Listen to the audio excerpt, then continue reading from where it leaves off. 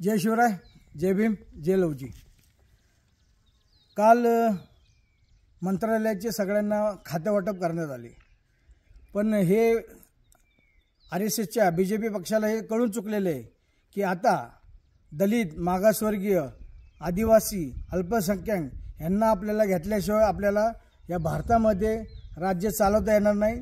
तर त्यासाठी त्यांनी एक युक्ती लावली, म्हणजे जे सनातन वृत्ती आहे ही बघा कशी येते। तर त्यांनी काय केलं, 27 लोकांना ओबीसीच्या 27 लोकांना त्यांनी मंत्रिपद दिलं। 10% लोकांना त्यांनी SC मधनं मंत्रिपद दिली, 5% लोकांना ST मधनं दिली, 5% अल्पसंख्याकांना दिले। अशी त्यांनी जी सगळ्यांना जी मंत्रिपद दिली ती फक्त लोकांना दाखवण्यासाठी, या भारताच्या गोरगरीब जनतेला दाखवण्यासाठी की आम्ही धर्मनिरपेक्ष म्हणून काम करतो। पण ही सनातन वृत्तीची BJP हा पक्ष आहे आणि ही जी आता देश चालवते ही त्याच वृत्तीची। आता तुम्हाला दाखवायचं म्हणलं ना, हे बघा, ही काल जे उच्चवर्णीय आहेत ह्यांना सगळ्यांना ही चांगली खाती मिळाली आणि ही जी आपली SC, ST, अल्पसंख्याक आणि OBC समाजातल्या लोकांची ही बाकीची यादी। ह्या यादीमध्ये मला दाखवून द्या की त्यांनी चांगली खाती कुठली दिली।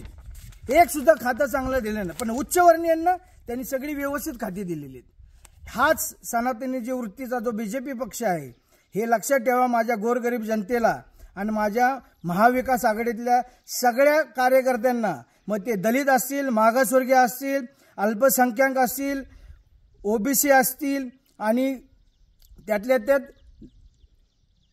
जे आपल्या मागासवर्गीय आहेत, आणि त्या मागासवर्गीयांमध्ये ज्या गोष्टी चालतात हे त्यांनी आता दाखवायचा प्रयत्न करतात। त्यामुळे माझ्या महाविकास आघाडीच्या सगळ्या नेत्यांना ही विनंती आहे, कार्यकर्त्यांना विनंती आहे की हे जे त्यांनी केलेले कृत्य हे आपल्या सगळ्या महाविकास आघाडीच्या महाराष्ट्रातल्या सगळ्या ठिकाणी गेलं पाहिजे की हे फक्त आपल्याला वापरण्यासाठी आपल्या जवळ करतात। त्यामुळे माझ्या दलित, मागासवर्गीय, अल्पसंख्याक आणि तुमचा कुठला समाज हो,